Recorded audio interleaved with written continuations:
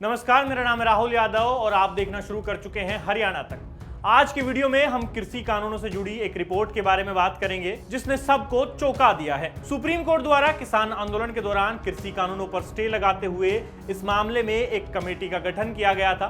Committee को जिम्मेदारी दी गई थी कि वो इन कानूनों पर अध्ययन करे, किसानों और किसान संगठनों से राय ले और फिर अपनी रिपोर्ट सुप्रीम कोर्ट में जमा कर दे।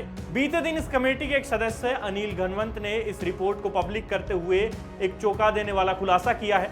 घनवंत ने दिल्ली में एक प्रेस कॉन्फ्रेंस के दौरान कमेटी की रिपोर्ट के हवाले से कहा है कि उन्होंने जितने भी किसान संगठनों से बात की है उनमें से 85% किसान संगठनों को कृषि कानून पसंद थे और वो इनके पक्ष में थे। आपको बता दें कि अनिल घनवंत महाराष्ट्र में शेतकारी संगठन नामक किसान यूनियन के अध्यक्ष हैं और उन्हें सुप्रीम कोर्ट के चीफ जस्टिस द्वारा इस कमेटी का मेंबर बनाया गया था। अनिल घनवंत द्वारा जारी 92 पन्नों की इस रिपोर्ट में लिखा है कि कृषि कानूनों की वापसी इन कानूनों के पक्ष में खड़े किसानों के साथ अन्याय है। कमेटी ने इस मुद्दे पर राय लेने के लिए कुल 266 किसान संगठनों को इनवाइट किया था। इनमें वो किसान संगठन भी शामिल थे जो कृषि कानूनों के खिलाफ आंदोलन कर रहे थे। 266 में से कमेटी ने 73 किसान संगठनों के साथ सीधा संवाद किया, जिनमें से 61 किसान संगठनों ने कृषि कानूनों के पक्ष में राय दी थी। ये 61 किसान संगठन 3.3 करोड़ से अधिक किसानों का प्रतिनिधित्व करते हैं। चौंका देने वाली बात यह रही कि इन 73 किसान संगठनों में से केवल 4 संगठन ही ऐसे थे जिन्होंने कमेटी के सामने कृषि कानूनों का विरोध किया। वहीं 7 किसान संगठन ऐसे भी थे जिन्होंने कमेटी के सामने कुछ बदलावों के साथ कृषि कानूनों का अपना समर्थन दिया।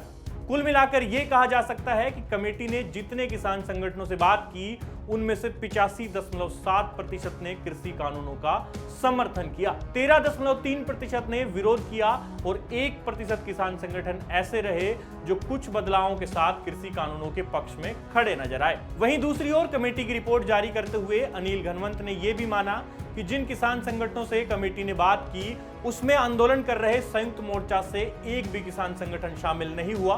कमेटी की ओर से बार बार संयुक्त मोर्चा में शामिल किसान संगठनों को अपनी राय रखने के लिए रिक्वेस्ट भी की गई, मगर वो शामिल नहीं हुए। इस रिपोर्ट में कमेटी ने सरकार को खेतीबाड़ी से जुड़े और भी कई सुझाव दिए हैं। कमेटी की ओर से कहा गया है कि सरकार को एमएसपी की लीगल गारंटी का मसला राज्य सरकारों पर छोड़ देना चाहिए। राज्य सरकारें अपने यहाँ की फसलों के हिसाब से एमएसपी पर फैसला ले सकती है। इसके अलावा कमेटी ने एफसीआई यानी फूड कॉर्पोरेशन ऑफ इंडिया द्वारा गेहूं और चावल की खरीद पर भी एक लिमिट लगाने की सलाह सरकार को दी है।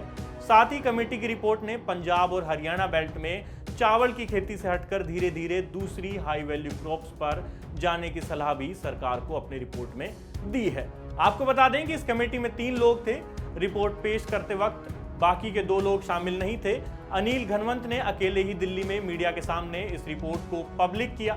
अनिल घनवंत ने मीडिया से बातचीत में कहा कि कुछ वामपंथी और सोशलिस्ट नेताओं ने किसानों को गुमराह कर दिया था। साथ ही उन्होंने सरकार के कृषि कानूनों की वापसी वाले फैसले को बड़ी राजनीतिक भूल बताया है। इस पूरे मामले पर किसान नेता राकेश टिकैत की भी प्रतिक्रिया आ गई है।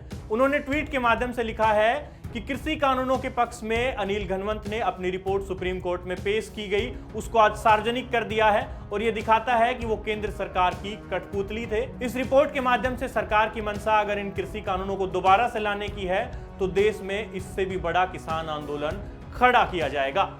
आप इस पूरे मसले पर क्या राय रखते हैं हमें कमेंट बॉक्स में लिखकर जरूर बताएं। साथ ही हरियाणा की तमाम खबरों के लिए देखते रहिए हरियाणा तक। शुक्रिया।